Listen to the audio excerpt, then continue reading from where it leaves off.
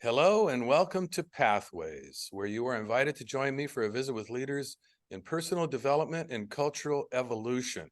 This is your host, Paul O'Brien. Even with therapies and medications, it can often be difficult to break out of the anxiety loop of negative thinking and debilitating worry. But it is possible to heal your anxiety instead of just coping with it. Today's guest created a practical, actionable program for anxiety relief that incorporates a combination of the latest in neuroscience with the grounding wisdom of the body, with the ultimate goal of relieving the anxious thoughts of the mind. This highly recommended book is the best one on the subject of recovering from anxiety disorders that I've ever read. Our guest today is Dr. Russell Kennedy, author of the new book, Anxiety RX, a new prescription for anxiety relief from the doctor who created it. Dr. Kennedy specializes in the art and neuroscience of helping people recover from anxiety disorders. He has degrees in advanced training in medicine, neuroscience, and developmental psychology. But his expertise is not all straight science. He's also a certified yoga and meditation teacher and was a professional stand-up comedian for over a decade. Hello, Dr. Russ, and welcome to the Pathways Show. Hello, Paulo. Nice to be here. Well, you learned, as you share in your book, from experience that anxiety operates from the inside out, because you developed an anxiety disorder as a result of growing up with a dad with severe schizophrenia who eventually committed suicide. And you posit a direct connection between anxiety disorders and trauma. Can you just kind of fill us in a little bit? Yeah, I think we'll jump right in. And what I think happens as a child is that we get a trauma that's too much for our little minds to bear, and we stuff it down, like Freud would call it repression or suppression, into the unconscious. And as the body is a representation of the unconscious mind, we stuff that trauma into our body. And then that body alarm resonates with us for the rest of our lives. And through this process that Stephen Porges, the inventor of polyvagal theory, calls interoception, the mind is constantly reading the body. So if there's this old alarm that's stuck in you from being bullied or having a narcissistic mom or having an alcoholic parent, that's still in you. And that's the ultimate cause of the anxiety of your mind. A lot of times we try and treat the mind when the problem is actually this old trauma that's kind of stored in the body. And the body keeps the score. So what we do is we try and heal the mind and fix the mind and positive thinking and all this kind of stuff. But basically, we're just kind of bailing water out of a leaking boat when we're trying to fix our mind. Because it's like if I said to you, don't think of a pink elephant, like there's no way you can't do it. So there's no way you can really stop your anxious or intrusive thoughts. But what you can do is focus on this old trauma, this alarm that's stored in your body, like the body keeps the score. And that's what's kind of unique about your approach, is separating this term anxiety into its two parts, the mental and the physical, or what you call anxiety, which would be the mental side, and what you call alarm, which would be, in the body. You've been reading my book.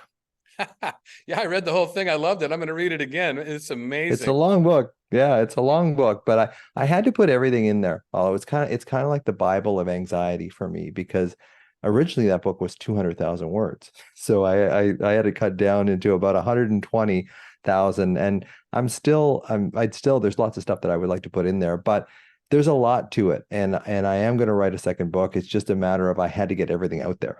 So a lot of people, like you said before we were on the air, is you were saying, like, I've highlighted the crap out of this book, and everybody, like, people send me pictures where they have Post-it notes, like different colored Post-it notes, and it's just stuffed all around the book. So I love hearing that. Right, right.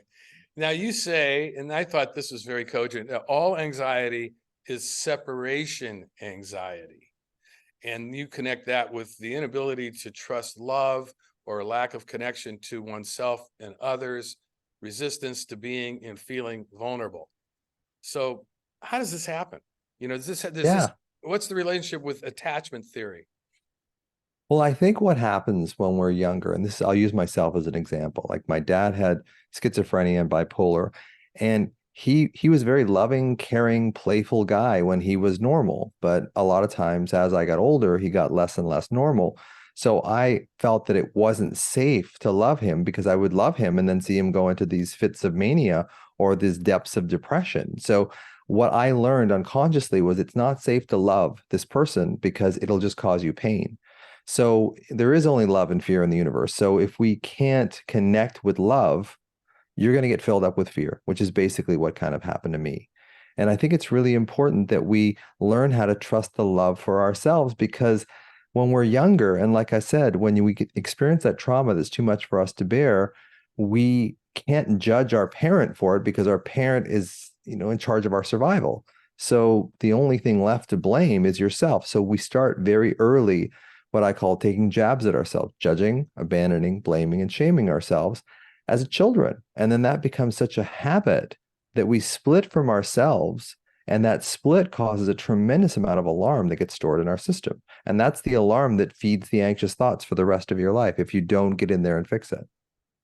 If love is the answer, there's kind of a catch-22 here, because if you don't trust love, Totally. and how are you going to heal your relationship with your inner child, which is a term you use in the book, and it's a term we've done many shows on here on Pathways. Right. I totally relate to, but it's you're kind of caught if you have a trouble trusting love and you need to love yourself. And Totally. that's a tough fix. And that's why the juxtaposition or the conflict within that creates a tremendous amount of energy, which feeds the anxiety. So if you can't connect with that younger version of yourself, that younger version of yourself is still sitting there in alarm as a 3-year-old, 5-year-old, 8-year-old child. And that's why when we go into intense situations, we regress. The amygdala takes us back to that point in our childhood because the amygdala in our brains has no sense of time, but it remembers everything that's ever hurt us. So we get triggered in our body and feel probably the exact same way now than we did when we were an 8-year-old walking home from school wondering if mom was going to be drunk. It's so interesting. You teach people in the book how to determine where in their body they sense an alarm, and you do point out that it could be more than one place for different kinds of alarms. But is that an easy thing to do? I know I always feel when I'm nervous, I always feel it in the pit of my stomach. I don't know Yeah. if that's my solar plexus or what, but that's where I feel it. I guess that would be the center of the physical manifestation of anxiety for me.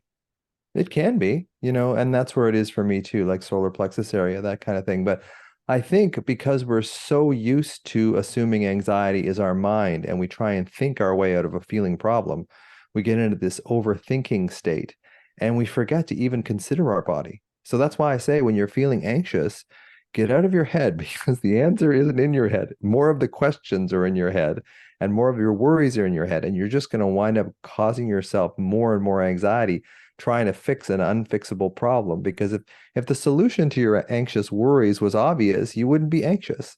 So I tell people, move into your body. It's a much better use of your energy and your focus than it is just trying to, fix those thoughts of your mind, because that just doesn't work. So we have to fix the alarm in the body.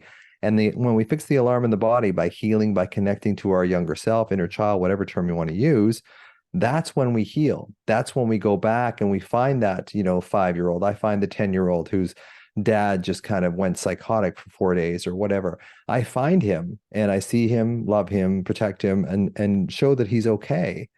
That is what heals you in the long run.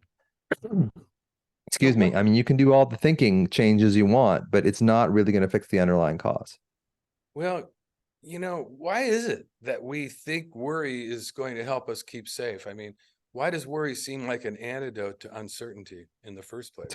It's a great question because worry makes the uncertain seem a little more certain. And for us, for human beings, you get a little dopamine kick every time when you get on the right track with something, you'll get a little dopamine hit. So dopamine is really highly involved in motivation.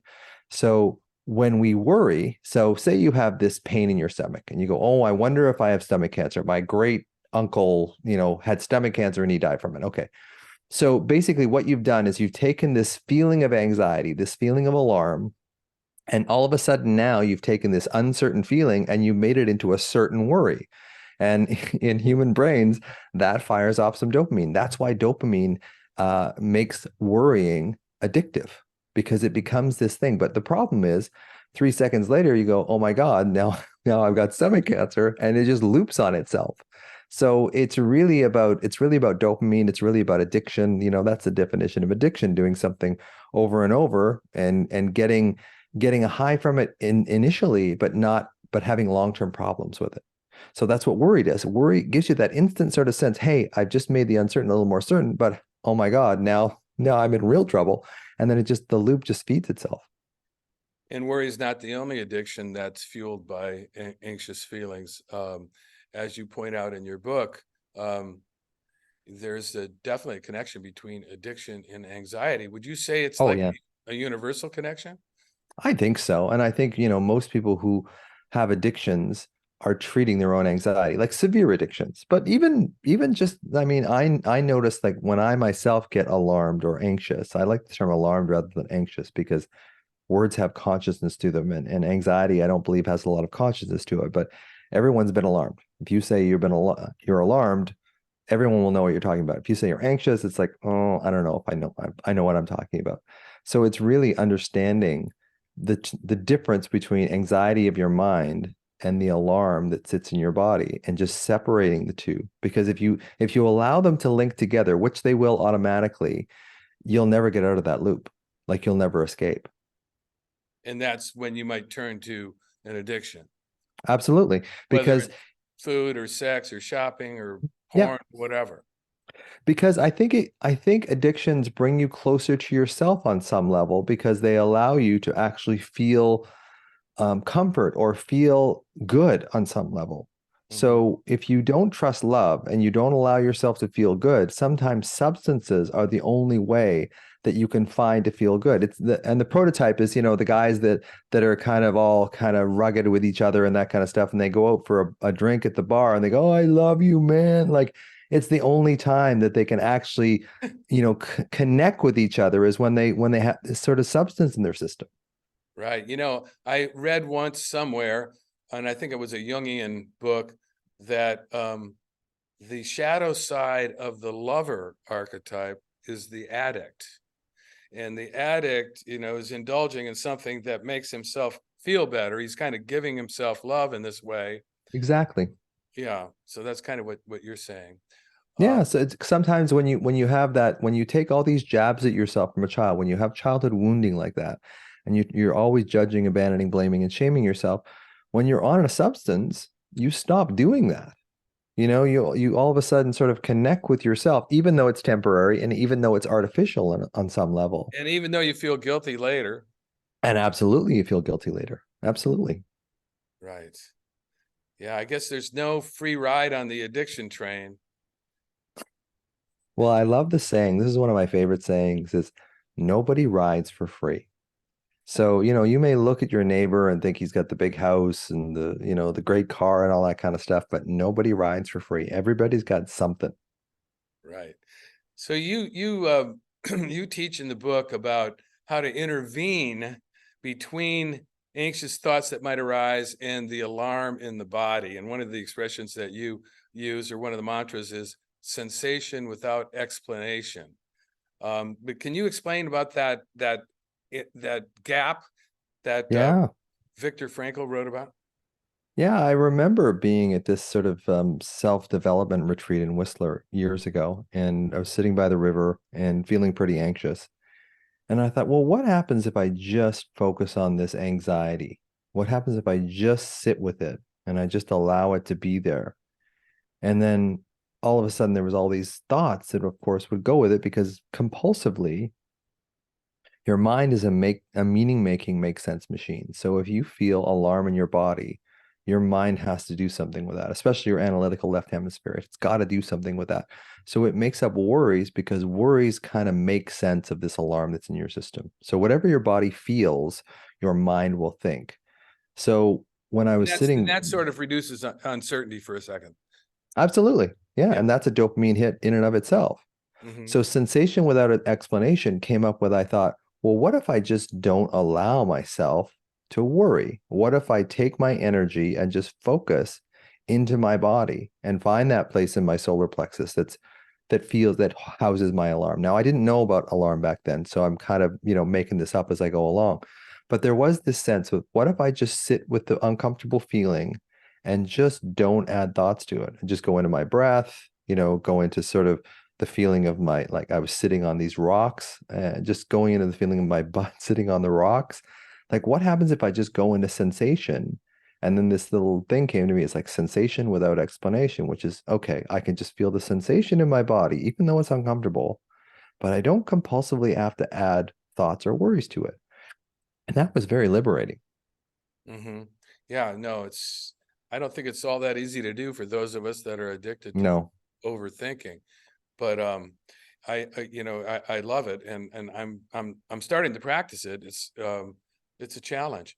And you talk about, getting in touch with your innocent self, uh, or what might be referred to as the inner child, and how that's really, and there's a relationship between that innocent part of yourself and the pain of the alarm. And you actually kind of identify them and say, well, the alarm is the the, same thing. yeah. They're the same thing. Yeah. Mhm. The alarm in your body is your younger self. It is and sometimes as a medical doctor and a neuroscientist, this sounds so ethereal. I want to have a seizure because it just sounds so the opposite of how I was trained as a medical doctor.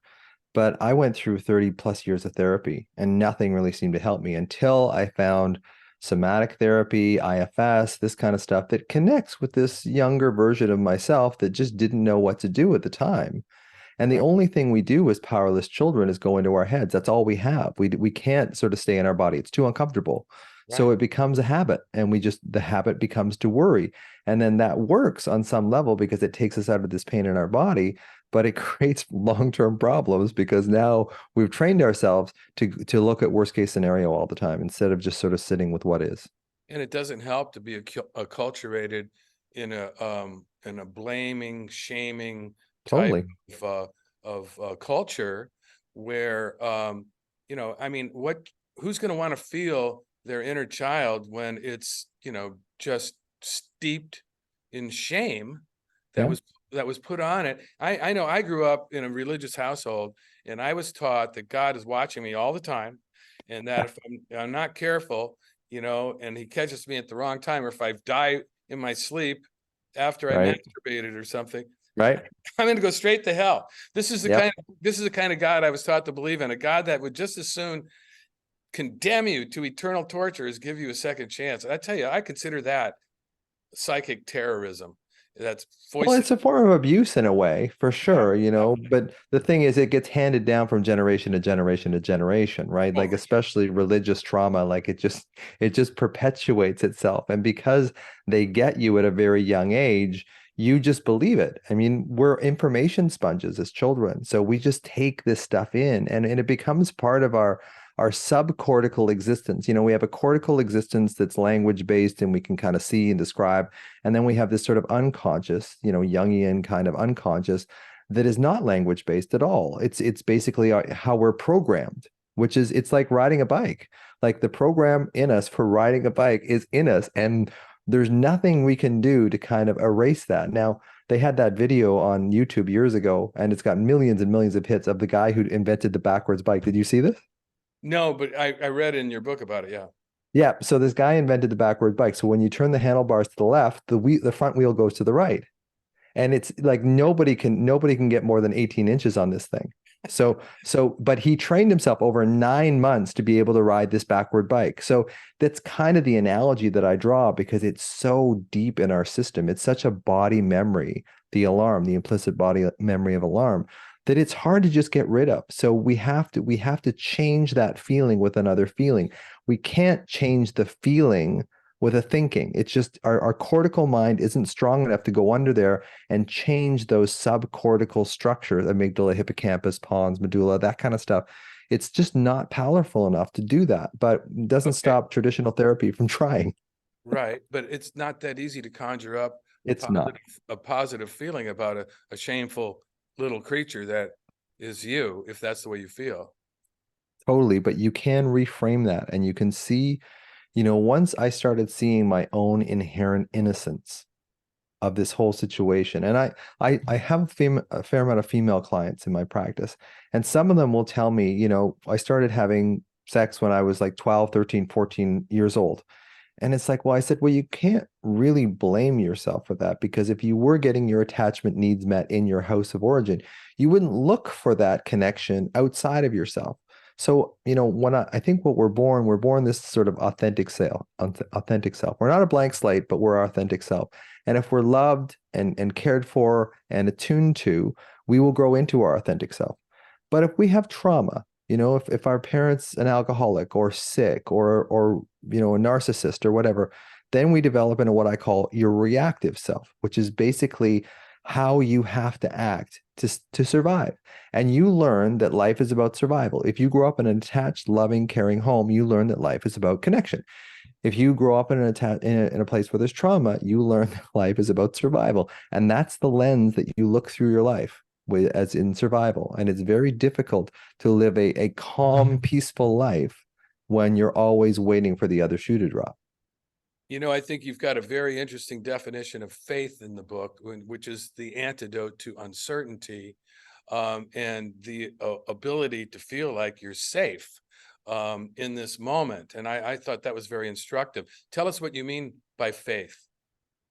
Well, faith doesn't necessarily have to be religious faith. It's just the ability to be okay with what is and just understand that you don't have the power to change things. Like if you've been diagnosed with a disease or whatever, you don't have the power immediately to change that, but you can have faith that somewhere along the line, there is something that you can depend on.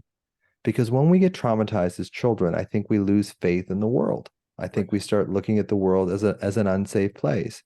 And it's trying to get back to that place of safety, of feeling like this is a safe place. I'm 62 years old. I'm still here. I thought I was dying. I had health anxiety for many, many years, hundreds of times, like hundreds and hundreds of times, and I'm still here. So it's one of those things that just having faith in the fact that you're safe in this moment. Like in this moment right now, you're safe. You may be worried in 2 weeks that you're having a test or an operation or whatever, but right now in this moment, or if you wake up in the middle of the night, you can just say to yourself, I'm safe in this moment. Or just ask yourself, am I safe in this moment? I know I'm freaked out about this happening because worry is always about the future. Always, always, always. So if you can bring yourself into the present moment, and this is where mindfulness comes in. But I think that the shortcoming of mindfulness is it doesn't go quite far enough. It gets you into this place of sensation, but it doesn't take it into that how do I find my younger self? How do I find that younger wounded part of me within that mindfulness aspect? Right. So feeling, being mindful is great, but I think taking that one step further and going, okay, I'm in the moment. How can I find this younger version of me? Yeah. And that's what IFS is so good at. You know, Yes, absolutely. we have all these parts. We don't have to be one, totally unified self that's consistent. So that's interesting. We're just about to run out of time. And Sure. it's just I find it kind of hard to feel safe when I think about things like climate change, which Hmm. seems like a scientific fact that we're past the point of no return. It's kind of hard to trust the universe. What do you say to that? It's really about, staying safe within yourself. I mean, we can always, your mind will always confirm what you already believe. So if you believe that we're unsafe, the climate, you know, the facts aside, if you believe you're unsafe, you'll find reasons why you're unsafe. And I think if you can sort of work into the fact that you're safe in the moment and you can create safety within yourself, the other stuff that you have really no control over kind of falls away a little bit. Now, it's not like, putting your hands over your eyes and just saying, I'm not going to see this, but Right. there's very little control we have over the situation. And we are being manipulated by the media, by politicians, so we think what we already believe. So can you create a different belief within yourself? Can you believe that you're safe? Can you see yourself as safe for 5 minutes a day? Rather than 24 hours of just this underlying kind of baseline feeling of being unsafe, and then using climate change or the political culture or whatever as the reason, because your mind will always find the reason. Right. One of the philosophers said that anxiety is the price we pay for our intelligence. And I think that's true. We can think of all these things that could happen, Right. but they're unlikely to. Right, right. Well, we have pretty much run out of time, and there's so much more we could talk about. I mean, you get into so many useful practical techniques in this book, like your ABCs, right? Awareness and the body and compassion. I love it. It's so practical. I'm going to remember these ABCs, and I want to encourage all of our listeners to check out your book if they're interested in a broader and more, I would say, Nuanced, more nuanced nuanced, way of, more yeah. skillful approach to anxiety. And but I want to thank you. There's so much more we could explore, but pretty much out of time. I also, before we go, I also have a program that I just put out at the end of May called Your Mind Body Prescription for Permanent Anxiety Healing, which is an online program which incorporates meditations as well that connect your adult self with your child self and your mind and your body. So it's the book and the program, I think, are the best things out there these days for anxiety. Oh, fantastic. And so can people find that at your website, theanxietymd.com? Absolutely. Okay, so I want our listeners to take this down. It's called theanxietymd, all one word, .com, for the works of Dr. Russell Kennedy, as we've been discussing today on Pathways. And thanks again, Russ, for being here. It's been a real pleasure. Thank you, Paul. And I want to, and for those listeners who may have tuned into Pathways late today, this is your host, Paul O'Brien, author of Intuitive Intelligence, a book that shares the theme of Pathways, which is personal and cultural evolution. Now, don't worry, you can play or share this interview whenever you want via the internet or as a free podcast, and I'll tell you how in a minute. Today, we've been visiting with Dr. Russell Kennedy, author of Anxiety RX, a new prescription for anxiety relief from the doctor who created it. I want to say thank you to all of our listeners for tuning into Pathways, which is broadcast and streamed on the internet at www.kboo.fm every Sunday morning by Donald Altman or myself at 8:30 USA Pacific time. Even better, podcasts of today's show, which you can listen to and forward to others, are available for free at divination.com. That's spelled DIVI nation.com, as well as via iTunes, Paulo's YouTube channel, and other free podcast servers. This is Paul O'Brien reminding you to tell your friends about Pathways Radio and Podcast. And thanks again to Dr. Russell Kennedy and to all of you listeners for tuning in and being a part of the Pathways conversation.